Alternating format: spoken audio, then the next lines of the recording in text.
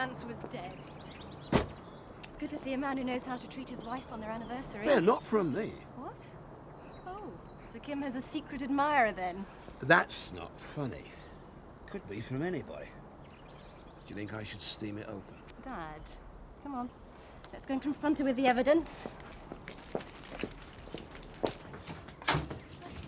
Oh, Frank. How lovely. They're not from me. Oh. Go on, open it. Who's been sending you flowers? Oh, I'm gonna bash them up then. Oh, that's nice. They're from Gordon White. The hunter. What's he sending you flowers for? Thank me for dinner the other evening.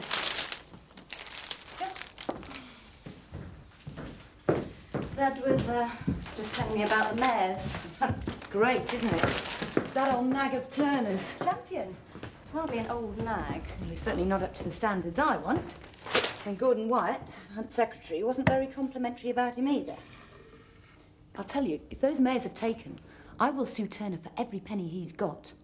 I'm going to abort them and sue Turner. You can't abort. Why not? What good will they be? You might have two perfectly fit and healthy foals. These mares are nice animals.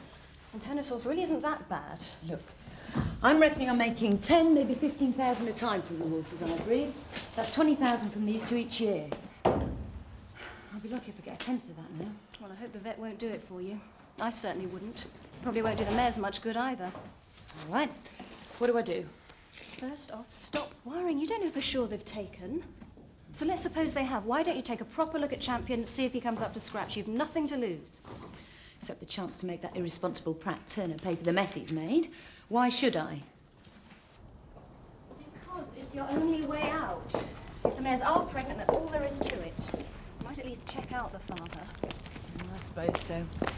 I'll give him a ring. Don't worry, I'll sort it out. You go and see Dad. He's a bit upset about those flowers. Your father can be very silly sometimes. Who were they from? I told you, friend of Turner's. Oh, really? You shoved the card in your pocket fast enough.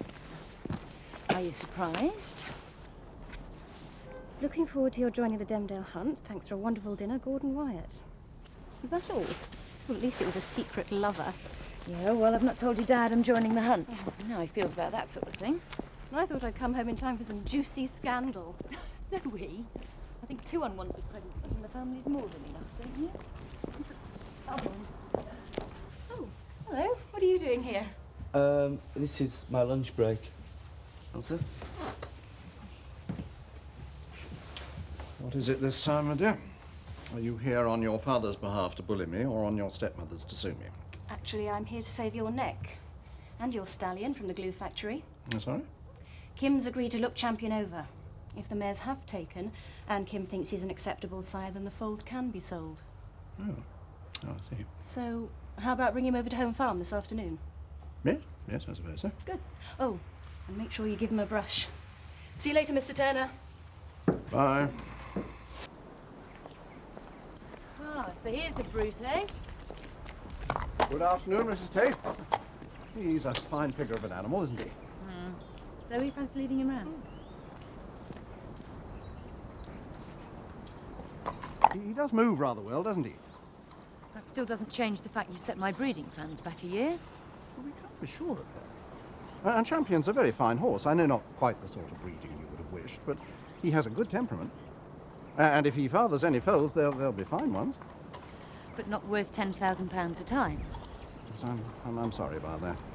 Particularly as I always say, the worst thing you can do is get off on the wrong foot with a neighbour. I suppose you're going to tell me next your horse was merely extending a friendly welcome to the neighbourhood. No, they're very, very droll. But friends are worth making. And I would think your new friends in the hunt would be interested in the foals. Oh, I'm glad to hear it. But as I say, they won't give them the sort of prices I want. But can you put a value on public relations? And what happened to Champion and I could happen to anyone. And I'm sure the members of the hunt would appreciate your taking a sympathetic view of what happened. You seen the old man? Gone to Skipdale. Anniversary present for Kim, I think. What have you got them? Nothing. Nothing. Why not? Because I'm not going to be here. I don't think this is exactly a cause for celebrating. Come on. I know you don't like her very much, but she's good for Dad. Why do you have to be so selfish? Me? If you knew half of what I know, you... Yes? Nothing. You are coming tonight. No? Oh, grow up, Christopher. You've got to come. Do it for me, please. Okay, I'll come. But don't forget, Zoe. I'm doing this against my better judgment. Just remember that. Amos, it's Christopher Tate. Yeah, very well, thank you. Look. Yeah. Can I leave a message for Kathy? There's no reply at Demdike. Yeah, if you can tell her I'm terribly sorry, but I won't be able to make it. Something's come up. Urgently. Great. Thank you, Amos. Goodbye. Didn't know you had a date? Kathy Merrick, huh? Yeah. I've been trying to get her all afternoon. Well, anyway, thanks for coming. It would have been strange without you. I don't see why. We never used to bother much with Mum and Dad's anniversaries. Well, that was different. They didn't do much either. Well, everything's different now, isn't it? Chris, what's going on? Is there something I should know about? You'll know, all right. Do you two want a drink before you eat? Some champagne in the fridge. I'll open it. I could do with a drink. At risk of a lecture from the new lean, green, squeaky clean Frank Tate. Chris, what is wrong with you? Nothing. Sorry, not being the perfect guest, am I? Well, I'll open the old bubbly, shall I?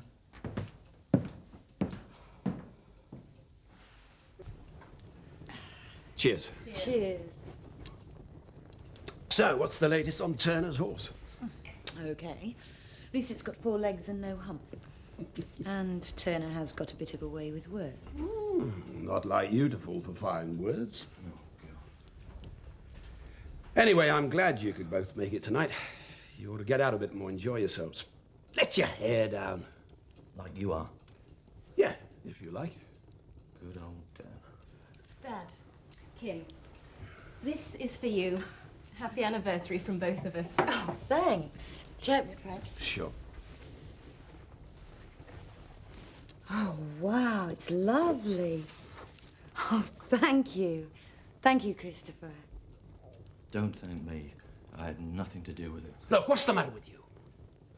If you've got something on your mind, why don't you just come out and say it? There just doesn't seem much to celebrate here. That's all. What are you playing at now?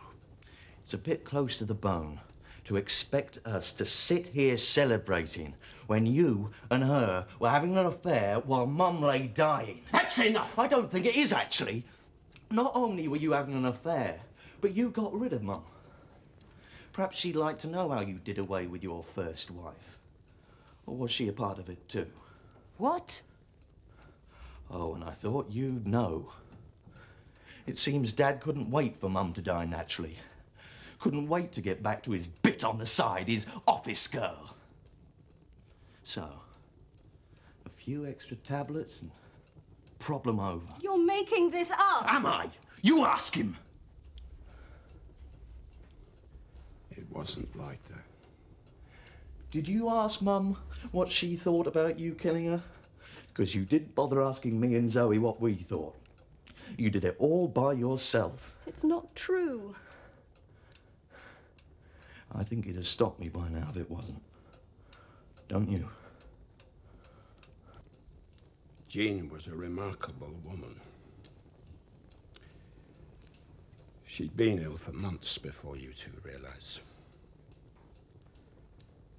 I didn't realize how ill she was myself. Until it was too late. I didn't know what to do. The business would have just fallen apart if it hadn't been for Kim. You owe her for that. I'd have given up everything to have had Jean back as she was. But she got worse. And one day, the doctors told me she had a few days to live. Those days turned into weeks. She just kept fighting. But each day she was aware of less. Her mind would wander. She didn't know where she was. It's not easy, you know. Watching the woman you love. Dad, there's no need. Of course there's a need. Lord High and Mighty here wasn't the one who sat with her while she cried out in pain, while she lost her mind. You may not believe this, but she asked me to help her. Said they wouldn't let a dog suffer like she was doing. Yes. I asked the doctor to end it. He wouldn't, of course. He gave me some tablets for her. She was in such agony. I knew what I had to do. For her sake. I gave her all the tablets. She smiled. And just went to sleep. And when did you start seeing her? I don't understand why you're so against him. All he did was try and save her from a few more days of pain. He was already having an affair with her. Mum must have known. Well, you didn't know and you were working with them. You want to see this as a sordid affair, don't you? It wasn't like that. Your mother had been ill for months. I needed someone to talk to. It was as simple as that. The time I'd put into the business, I hadn't made many friends, not close ones. So she was a shoulder to cry on. What right had you to judge me?